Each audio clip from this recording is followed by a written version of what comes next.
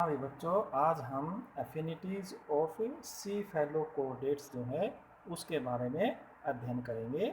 ठीक है, इससे पहले हमने यूरोकोडेटा की जो समानताएं विषमताएं जो हैं उनके बारे में हमने जो भी संबंध है उनके अन्य जो फाइलों के साथ है वो हमने अध्ययन किया था। तो सीफेलोकोडेटा के जब हम एफिनिटीज़ के बारे में पढ़ते हैं तो इसके अंदर जो है जैसे कि ब्रेंकियोस्टोमा जो आती है वो आता है। तो ब्रेंकियोस्टोमा जो होता है वो नॉन कोडेट्स और जो कोडेट होते हैं वो दोनों के साथ जो है समानताएं दर्शाता है। उसमें कोडेट्स के भी हैं और नॉन कोडेट्स के भी लक्षण होते हैं। ठीक है, और फाइलोजेनेटिकली जो है उसके अंदर जो है कई नॉन कोडेट्स के साथ जो है कुछ सिमिलरिटी मिलती है। ठीक है, लेकिन इनको हमने नकार दिया जब उनके अंदर हमें कोडेट लाइक जो कैरेक्टर हैं वो ज़्यादा मिले होते हैं। ठीक है, और ब्रेंकियोस्टोमा लैंसियोलेटम जो है सीफेलोकोडेटा के अंदर एक रिप्रेजेंटेटिव ग्रुप आता है इसके अंदर, और इसकी को जो है पीटर साइमन पालास ने 1774 के अंदर जो है इसके बारे में बताया था, और इसको उसने एक मोलस्कन स्लग के रूप में नाम दिया गया था, जो कि जो जीनस है किसमें आता है वो स्लग्स जो है लाइमैक्स के अंदर आने वाली बात थी। ठीक है, फिर इसके बाद 1834 के अंदर जो है कोस्टा नाम के साइंटिस्ट ने इसका जो है संबंध बताया कोडेटा के साथ, और इसको फिर कोडेटा में रखने गया और इसका नाम जो है ब्रेंकियोस्टोमा लैंसियोलेटम दिया गया था। ठीक है, फिर इसके बाद जो है कोस्टा ने जो है इसको एग्नेथन जो वर्टिब्रेट होते हैं उनके समीप रखने की कोशिश की थी। ये हम आगे पढ़ेंगे। एग्नेथा जिसमें जबड़े नहीं होते हैं, इसमें साइक्लोस्टोमेटा आता है, उसके बाद नेथोस्टोमेटा वाले जीव आते हैं जिसमें जबड़े होते हैं। तो जो एग्नेथा होते हैं उसमें हैगफिश हैं या लैम्प्रे जो हैं वो आते हैं, तो इसके समीप रखने की इसने कोशिश की थी। फिर 1836 के अंदर यारेल जो के नाम का एक साइंटिस्ट है जिसने कि इसका नाम जो है एम्फियोक्सस रखा। क्या नाम रखा इसका? एम्फियोक्सस जो है ये रखा। इसमें ग्रीप का होता है जिसमें क्या होता है pointed on up both sides, ये हम इसके बारे में पढ़ चुके हैं। ठीक है, ये बात इसके अंदर रखी गई। फिर जो है साइंटिस्ट ने जो एम्फियोक्सस है इसको, जैसे कि पहले ये आपको मैंने बताया भी एग्नेथा है या नेथोस्टोमेटा है, उनके बीच में रखने की कोशिश की थी, लेकिन ये जो है इनसे अलग ही से कुछ कैरेक्टरिस्टिक्स थे, और इसीलिए इनको जो है एक प्रोटोकोडेटा ग्रुप है उसके अंदर सब फाइलम जो है सीफेलोकोडेटा में रखा गया था। ठीक है ना, जैसे कि अगर हम इनको एग्नेथा के इसमें अलग ही उनसे स्ट्रक्चर्स मिलती हैं, इसमें सोलेनोसाइड जो होते हैं, नेफिडिया, ये सब उसमें क्या होते हैं उपस्थित होते हैं। ठीक है ना, नेत्रों की हारनी है, मस्तिष्क सिंपल है, ये सब इसके अंदर मिलते हैं। ठीक है ना, ये जो है ये कम मिलते हैं, जैसे कि सरल मस्तिष्क बिल्कुल है, नेत्रों की हानि मिलती है इसके अंदर, नेत्र होते नहीं है, तो ये इसके अंदर लक्षण है। तो इन सब को देखते हुए इसको एक अलग ग्रुप है प्रोटोकोडेट्स के अंदर इसको रखा गया था। ठीक है, अब हम जब इसके बारे में अध्ययन करते हैं तो सीफेलोकोडेटा के अंदर कई प्रकार के आदिम प्रकार की यानी कि प्रीमिटिव है, डीजनरेट है और स्पेशलाइज कैरेक्टरिस्टिक जो मिलते हैं, जो सिर्फ और सिर्फ इसी के अंदर होते हैं, वो इसके अंदर मिलते हैं। तो ये जो कैरेक्टर्स होते हैं, ठीक है ना, ये इसके प्रीमिटिव जो कैरेक्टर होते हैं, इसका जो ओरिजिनल जो एंसेस्टर होते हैं उसके बचे हुए अंश होते हैं। ठीक है ना, और जो जो इवोल्यूशन हुआ ये जो कैरेक्टरिस्टिक्स होते हैं इनमें परफेक्शन होता गया और ये प्रोग्रेसिव होते गए।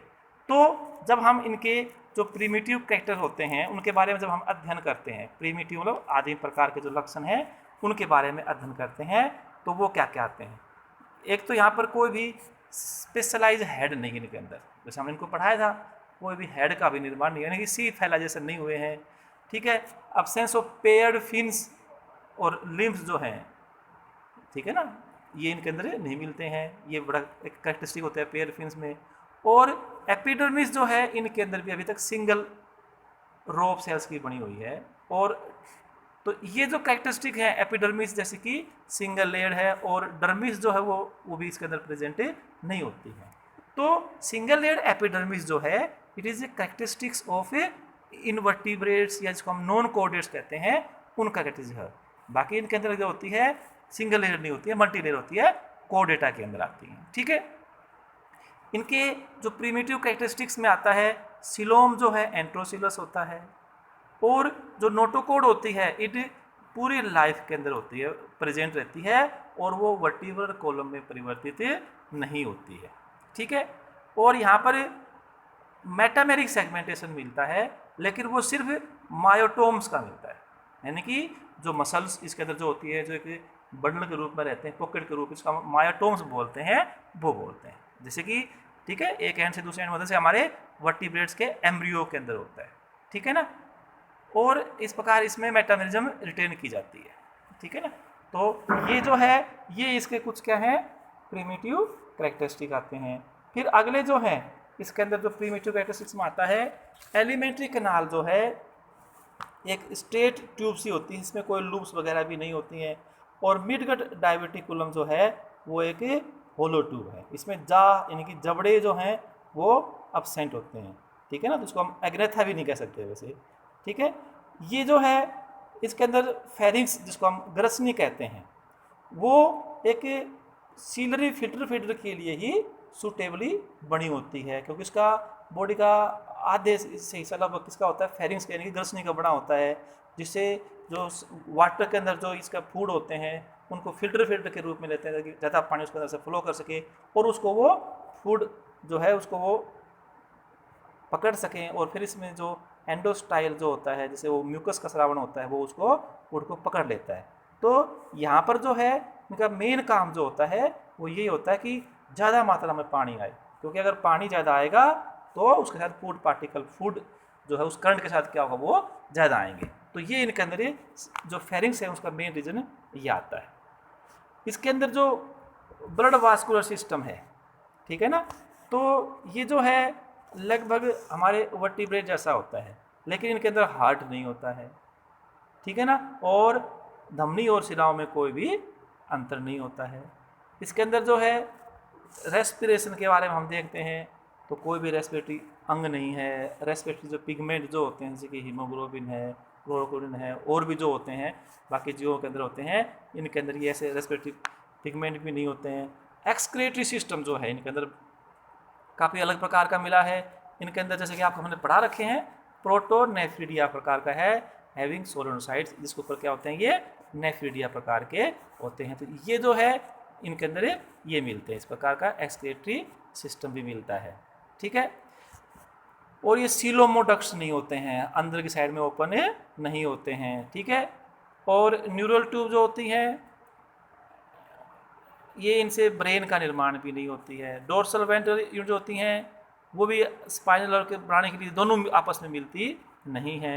ठीक है ना, इसमें डोर्सल रूट में गैंग्लियन भी नहीं होता, डोर्सल गैंग्लियन के अंदर भी आते हैं। इसके अलावा सेंस ऑर्गेन जो होते हैं, आँख है, ईयर्स हैं, नोज हैं, वो पेयर्ड जो सेंस ऑर्गेन अपने अंदर जैसे होते हैं वो यहाँ पर एब्सेंट होते हैं। ठीक है, गोनाड्स भी सिगमेंटली अरेंज होते हैं और इसमें गोनोडक्ट नहीं होते हैं। एग जो है तो इसके वे इसमें लगभग योक होता ही नहीं है, ब्लास्टुला होलो होता है, और ये सिंगल लेयर स्ट्रक्चर होती हैं। तो ये जो है ये इनके अंदर जो है प्रीमिटिव कैरेक्टरिस्टिक्स मिलते हैं, इसमें ये इनके अंदर ब्रैंकियोस्टोमा के अंदर आते हैं। फिर हम इनके अंदर कुछ हराशित का मतलब क्या होता है, डीजनरेट हो गए जो कैरेक्टरिस्टिक्स इतने इनके अंदर है ना, और बाकी मतलब वेल डेवलप होते हैं, यहाँ पर इतने नहीं मिलते हैं। ठीक है ना, तो ये और वैसे भी हम इसको ये कहते हैं कि ये जो डीजनरेट कैरेक्टरिस्टिक्स के हिसाब से हम इसको एक स्पेशलाइज्ड और डीजनरेट डिसेंडेंट्स ऑफ एग्नेथा, ठीक है ना, एग्नेथा के ये डिसेंडेंट्स होते हैं ये। ठीक है, तो इसके अंदर जो डीजनरेट जो कैरेक्टरिस्टिक्स होते हैं वो क्या क्या होते हैं, पुअरली डेवलप्ड ब्रेन तो इनके अंदर होता ही नहीं है, लेकिन जो सेरिब्रल वेसिकल जो है उसको हमने ब्रेन का नाम दिया था, और वहाँ पर सिंपल सेल्स ऑर्गेन भी इसके अंदर हमने वो पढ़ाए थे। तो ये इनके अंदर ये आते हैं। कार्टिलेज और एनीबोनी जो एंडोस्केलेटन भी यहाँ पर प्रेजेंट होता है, और पहले आपको मैंने बताया था कि इनके अंदर जो है गोनोडक्ट्स भी नहीं होते हैं। तो ये इनके कुछ डीजनरेट कैरेक्टरिस्टिक्स होते हैं। आगे जो है स्पेशलाइज सेकेंडरी कैरेक्टर्स जो होते हैं वो भी इनके अंदर मिलते हैं। ठीक है, तो ये ब्रैंकियोस्टोमा के अंदर क्या होते हैं, एक प्रकार की अडेप्टेशन है कि भी जहाँ पर रहता है, कैसे ये भोजन करता है, उसके हिसाब से जो है इसमें उस एडेप्टेशन के हिसाब से कुछ सेकेंडरी कैरेक्टर्स इसने डेवलप कर लिए, ठीक है ना।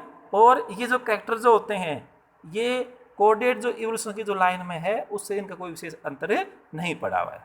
तो ये एक प्रकार की ब्रांच, साइड ब्रांच के रूप में डेवलप हुए हैं और इसमें ये स्पेशलाइज आए हैं जिस प्रकार से ये बने हैं।